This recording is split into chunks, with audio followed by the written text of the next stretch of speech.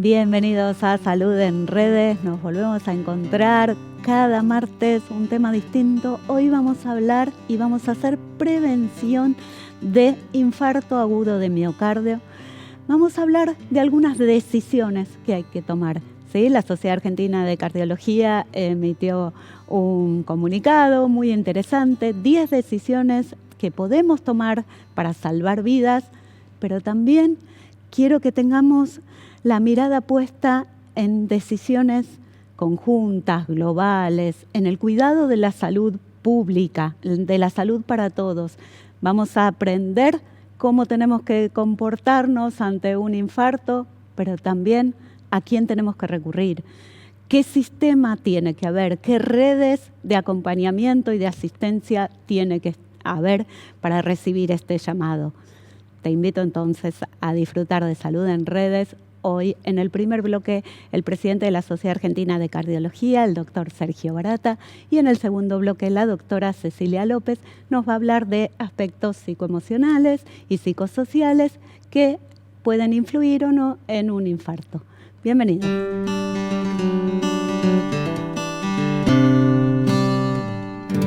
Muy bien, en este primer bloque estamos con el presidente actual de la Sociedad Argentina de Cardiología, el médico cardiólogo Sergio Barata. Gracias, Sergio, por venir. Bueno, es un placer estar en tu programa y poder compartir aspectos que son importantes para las personas de cómo manejar las primeras horas, sobre todo cuando uno tiene sospecha de que algo no anda bien en su pecho. Totalmente. Siempre se dice, ¿no? Como que hay las horas de oro o los primeros minutos que son cruciales, ¿no? Que marcan una diferencia enorme en la cita. Bueno, hay una frase que es el tiempo es vida, los minutos son vida, porque a ese corazón que en forma abrupta le deja de llegar la sangre porque un taponcito, un coagulito le tapó el flujo, hace que esa parte del músculo que no recibe nutrientes ni oxígeno se muera. Entonces, cuanto antes se destape la arteria, gran parte de ese tejido se va a recuperar. Sí. En la medida que el tiempo pase y no se haga lo que corresponde o se haga tardíamente, la posibilidad de recuperación es mucho menor. Y eso determina el pronóstico de esa persona, si va a quedar con un corazón funcionante o con un corazón que ha tenido un impacto muy grande y que le resulte insuficiente o inadecuado para poder sostener las actividades cotidianas, como, no sé, caminar, trabajar, hacer ejercicio. Ajá. Bien, y recién decías cómo darse cuenta, ¿no? Cómo actuar y cómo saber qué hacer en esos momentos. Me imagino, para uno, cómo pedir ayuda y cómo ayudar también. Bueno, es reconocer que algo está pasando es un tema muy importante para poder mejorar los tiempos. Porque acá estamos hablando de los tiempos. Entonces, ¿cuáles son las alarmas que uno tiene que tener? ¿Cuáles son los síntomas que dice, bueno, acá algo está pasando? Sí. Primero, y qué distinto muchas veces en el hombre y en la mujer. O sea, lo más típico es la aparición de un dolor en el pecho, con características de opresión, que a veces puede estar acompañado de sudoración, y ese dolor puede estar ubicado en el pecho. Habitualmente no es un punto, es toda un área, y se puede irradiar o al brazo izquierdo, se puede irradiar a la mandíbula, al cuello.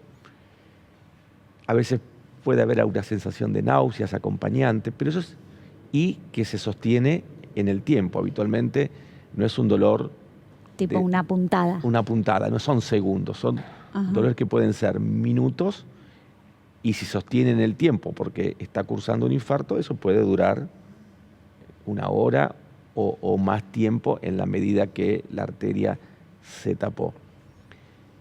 No menos importantes son los síntomas en las mujeres, porque muchas veces en las mujeres se subestima la enfermedad coronaria. ¿Por qué? Porque hay una falsa creencia que en realidad los temas de más impacto son los temas ginecológicos. Y creo que esos tienen mucho impacto y creo que se ha hecho mucho y se ha trabajado muy bien. Pero el mayor riesgo de las mujeres al igual que los hombres, es la enfermedad cardiovascular. Cardiovascular. La única diferencia es que tiene una demora de 10 años con respecto a la aparición en el hombre. ¿Por qué? Porque durante la etapa fértil tienen la protección hormonal. Entonces, el primer concepto es eso, cuidado, que el hecho de ser mujer y que aparezca más tarde no las protege de que sea la enfermedad cardiovascular lo más prevalente, incluso más que las enfermedades ginecológicas. Habitualmente en las mujeres el síntoma a veces es un poquito más atípico. A veces pueden tener náusea, algún malestar, alguna falta de aire. Y muchas veces por la característica también propia de la mujer, que tiene que ver con el mayor uso del lenguaje, el mayor cantidad de términos, hace que muchas veces uno subestime el síntoma porque dice, bueno, parecería que las palabras difuso, esconderían, ¿no?, lo que está pasando.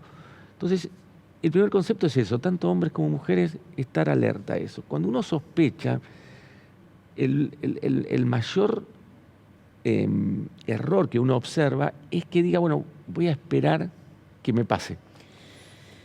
Sí, como subestimarlo. Sí, o me voy a tomar un analgésico, me voy a tomar un té, y bueno, y todo eso que va retrasando la consulta son los minutos que estamos hablando que el tiempo es vida. Entonces yo creo que cuando uno reconoce estos síntomas, que son síntomas nuevos, que llaman la atención, lo más importante es la consulta precoz.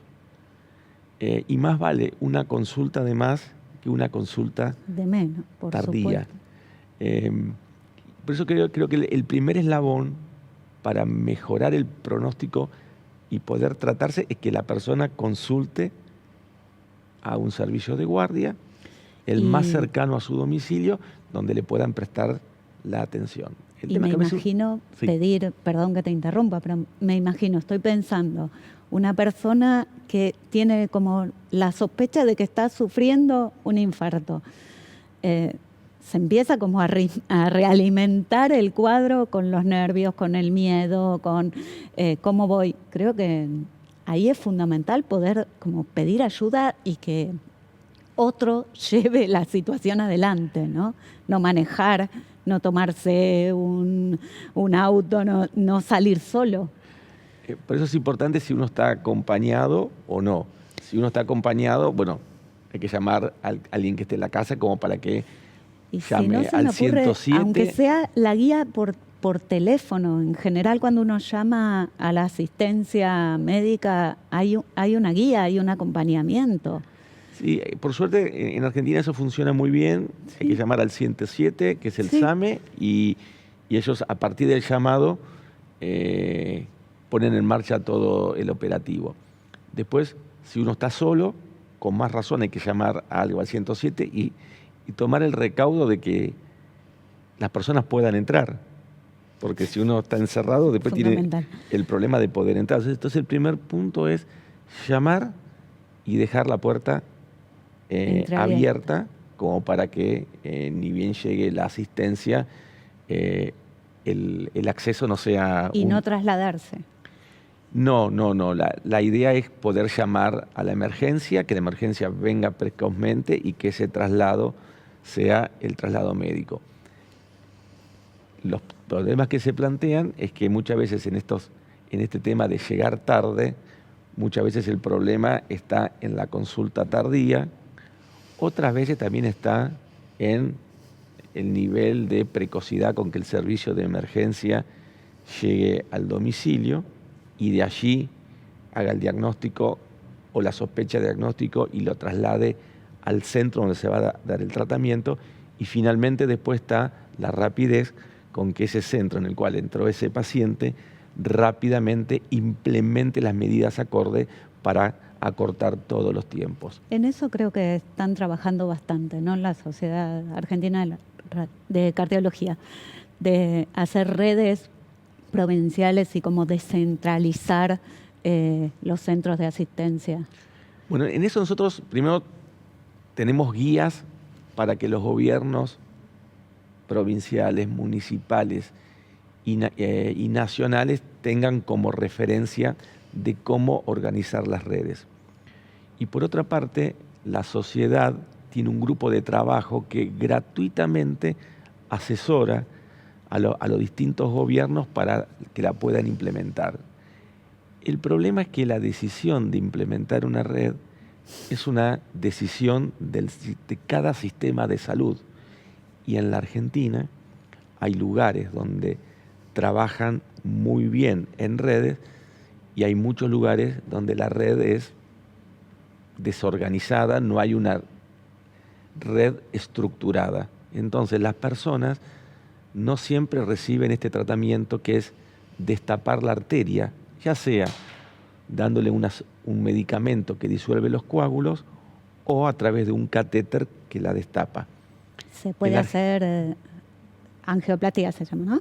Claro. ¿Se puede hacer un procedimiento en cualquier centro asistencial? No, por eso hay que tener una red de infarto que sepa cuáles son los centros a los cuales derivar según la distancia y en base a eso definir si conviene hacer primero el fármaco que disuelve el coágulo y derivar o derivar directamente para hacer una angioplastia. Hacer una cosa u otra depende de la disponibilidad, porque no todos los centros tienen disponibilidad de angioplastia, pero sí debería tener una red bien organizada donde tengan disponibilidad del fibrinolítico, que es la sustancia farmacológica que permite disolver el coágulo para después derivarlo a un centro con hemodinamia. Y desde el total desconocimiento, el diagnóstico de ese coágulo se hace por ecodoppler, se puede hacer por la clínica, por la observación, podría administrar la persona de emergencia este fármaco. Bueno, tu pregunta da en el foco. El diagnóstico del infarto se hace con el interrogatorio y un electrocardiograma. Y sobre todo para aquel que necesita una decisión urgente con eso. Después hay otros infartos que por ahí el electro no tiene algún cambio, que son muchas veces infartos que la arteria no está ocluida y que dan un poquito más de tiempo. Pero el que merece la mayor urgencia en la implementación de esto es el infarto en el cual se tapó la arteria. Y eso se diagnostica con un interrogatorio y un electrocardiograma. Entonces, los sistemas organizados primero tienen un sistema en el cual alguien ante un dolor y ir a un centro ambulatorio de baja complicidad le pueden hacer un electrocardiograma. Y ese electrocardiograma, si la persona que está allí no lo puede leer, puede sacarle una foto o transferirlo a un lugar central donde uno hace la lectura. Claro. Entonces, entre el interrogatorio y el electro, uno puede hacer ese diagnóstico. Una vez hecho ese diagnóstico, la red de infarto tiene que determinar si en ese lugar no hay fibrinolítico, que son las sustancias que disuelven los coágulos, ver cómo derivar a un centro en el cual le hagan los fibrinolíticos o a un centro en el cual le hagan una angioplastia de urgencia. Y es lo que determina la red, la que define, porque ya tiene todo el territorio estudiado y sabe que para esa persona que está en ese lugar, lo mejor para alcanzar el tiempo más corto es tomar determinada decisión. En la Argentina eso es errático. Y las personas no lo saben. Claro. Porque quiere decir que si vos fuiste a un centro y la arteria se te destapó después de 6 horas habiendo concurrido precocemente, eso es un gran déficit del sistema de salud. ¿Cómo uno sabe de eso? Porque mide los tiempos. Claro. La mayoría de las provincias no conocen sus tiempos. Entonces, la pregunta que uno les hace, ¿cómo van a hacer para mejorar si no conoces tu tiempo? Conocer el tiempo no es para tener un diagnóstico de cómo estoy trabajando y cuáles son mis delays en el sistema para corregirlo. Clarísimo, clarísimo. Qué genial. Bueno, te voy a agradecer esta charla. Realmente me encantó escucharlo Muchísimas gracias por haber participado de este programa y espero poder invitarte otro día. Bueno, ¿sí? Muchísimas gracias por el espacio y te felicito por difundir este tema, porque el día que las personas sepan que cuanto antes le traten el infarto, mejor va a ser su vida futura, y también exijan a las autoridades que tengan redes, vamos a lograr que la tasa de infarto en Argentina, la mortalidad, que es 8%, mejore y no se mantenga igual como en los últimos 15 años. Qué bárbaro, no hay nada más que agregar. Gracias, Sergio. El próximo bloque, la doctora Cecilia López. Auspicia este programa Nedutec, consultora de neurociencias, educación y tecnología. www.nedutec.org. Capacitación profesional, investigación, atención en salud y asesoramiento a familias, instituciones y empresas. infonedutec@gmail.com. En este segundo bloque de Salud en Redes estamos con la doctora Cecilia López. Ella es médica, cardióloga, también pertenece a la Sociedad Argentina de Cardiología y hoy vamos a hablar de los aspectos psicosociales, emocionales que pueden llevar a un infarto de miocardio. Bueno, gracias Ceci por venir. No, por favor, muchas gracias a vos por la invitación y No. por darme la posibilidad de hablar de estos temas que vos sabés que me parecen, más allá que me gusten y me apasionan. Una apasionada, doy fe, porque Soy sí. una apasionada, sí. Son temas que me gustan mucho. Te agradezco la posibilidad de poder hablar de estos temas en estos espacios porque me parece que es muy importante que todo esto le llegue cada vez más a la gente. Sobre todo, sí, porque vos estás muy acostumbrada, sos la que organiza los eventos en la Sociedad de Cardiología y a hablar entre colegas. Sí, pero un desafío. ahora vamos a abrir las puertas y ¿qué necesitaríamos saber? No sé, las personas de a pie, quienes no sabemos de medicina, de cómo prevenir desde lo emocional, qué aspectos emocionales, sociales, hábitos pueden llevarnos a un infarto. Mira, creo que estamos justo en un punto donde estamos viviendo un evento un evento importante, por supuesto, para todos los argentinos, que es Sí. No sabemos cómo va a salir porque mundial. Estamos grabando antes de la final. Así que. No, por supuesto. Bien. Pero bueno, creo que son momentos en donde se mueven esto que vos preguntaste y planteaste, ¿no? Se mueven un montón de emociones. Y venía charlando en el camino recién sobre estos temas. Digo, qué importante que la gente entienda como todos estos aspectos que nos traspasan a todos, que por eso también me apasiona hablar de todo esto, porque nos traspasa como seres humanos. Uh-huh. Entonces, acá, un poco desde la medicina vamos a tratar de entender, y yo particularmente que me dedico a estudiar esto, a entender cómo todo esto impacta en la salud cardiovascular. Pero es importante que la gente entienda por qué estar feliz, por qué estar deprimido, por qué estar triste, qué son las emociones, dónde se generan esos procesos. Hay un área del cerebro donde se genera. ¿Cómo impacta todo eso en mi salud? ¿Impacta solo mi salud cardiovascular? Es importante, me tengo que proteger, la pregunta que vos me hacés, ¿no? Me tengo que cuidar, tengo que hacer algo. Claro. Así que digo, bueno, tomo el ejemplo del evento así como este evento, todos los eventos multitudinarios con más razón porque tienen más impacto masivo en la sociedad, ¿no?